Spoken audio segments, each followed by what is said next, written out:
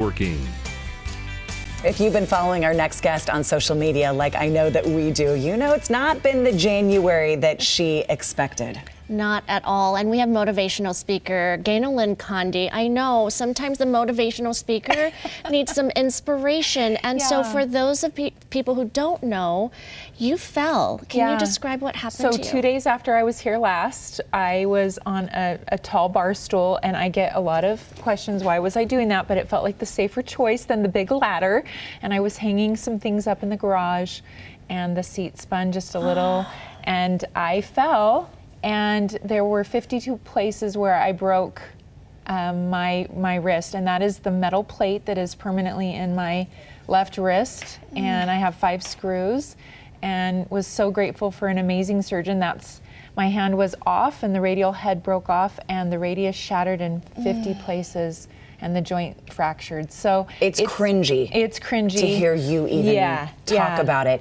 I can't imagine the pain in that moment. And we were talking, like, for those that follow me, they know that I have a journey of lupus and daily pain. So pain is like a companion in my life, but this has taken me to a new place. And I've had to pull from tools of resiliency and mental health that, you know, I talk about a lot when I am with you guys. But it's been a dark place, and it's been a place for me to learn some important lessons. And whether it's falling and having an emergency surgery, or an unexpected situation with divorce or car accident.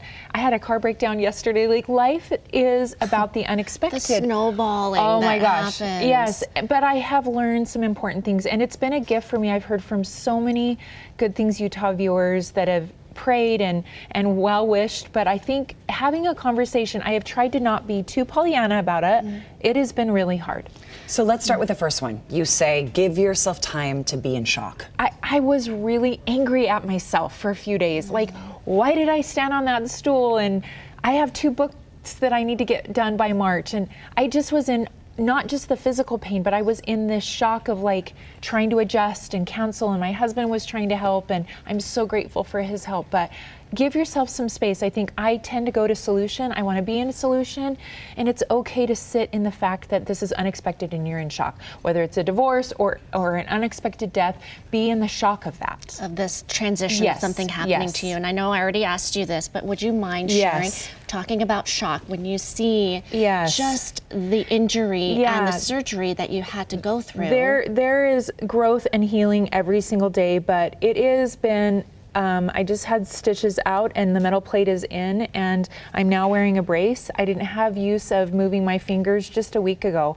So that's a miracle. There's not a lot of muscle feeling or any feeling there yet, but I'm slowly moving every day, and that's a miracle. But so we'll get there. We will get there. And so when you talk about not being able to do all those things, you have to ask for help. For someone who doesn't like asking for help, it's hard, but you have to. Literally the first couple weeks I couldn't drive or shower or get dressed, and so it was I'm grateful I don't have littles at home that I'm trying to navigate that around, but I had neighbors driving me to get everyone's like, you look so great, because I'm paying someone to wash my hair once a week, and I had to have help getting to the places and I like to be self-reliant and independent, but I needed to get help.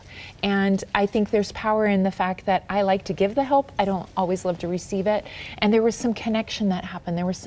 There's been some really sweet conversations with people that I've needed to come be with me. I've been in a dark place, and my husband and I haven't always been patient, but receiving help from him has helped me find ways to love him more. And that's your next tip. You say focus on what you can do, not what you can't. Yeah, especially the first couple of days, I saw all the things I couldn't. And for example, if you're going through an unexpected like job loss or something that has completely changed your life, it's easy to focus on what's not normal, what you can't do. And so every day I was waking up like, oh, I can hold the toothbrush now. I can squeeze the toothpaste now.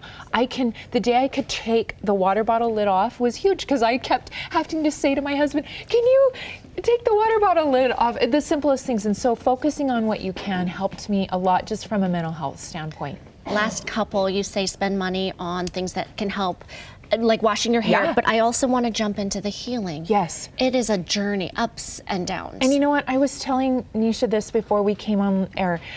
I want to manage my expectations. I want to stay open for the miracles, because there is a miracle every day. But I also know this is almost maybe a year, I've been told, of physical therapy. And so I am trying to realize that the healing is not just the physical side. I'm trying to see where the healing is coming. It's pulled up some trauma for me, which sometimes the unexpected does. Interesting. Yeah, it's pulled up some trauma that I'm like, oh, look, I get to look at that.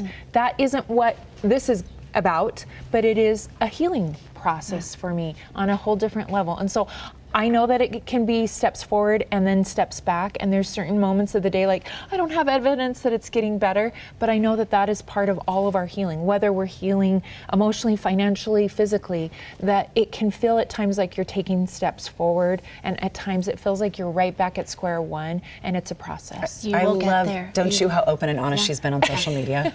I mean, follow her journey, because she's posting I about promise, Gayna-Lynn, you will get there. Thank you. It's not today. And I know but you know, right, the journey of healing too. So. It'll be amazing a few Thank months you. from now, okay? Thank you. She's on Facebook and Instagram, Gayna-Lynn. Give her some love. Thanks, you guys. That's why I wore the red hearts Oh, we today. love you. It's so good to see you Thank you. back here Love you both. on the set. Thanks. Up next, Katie Stein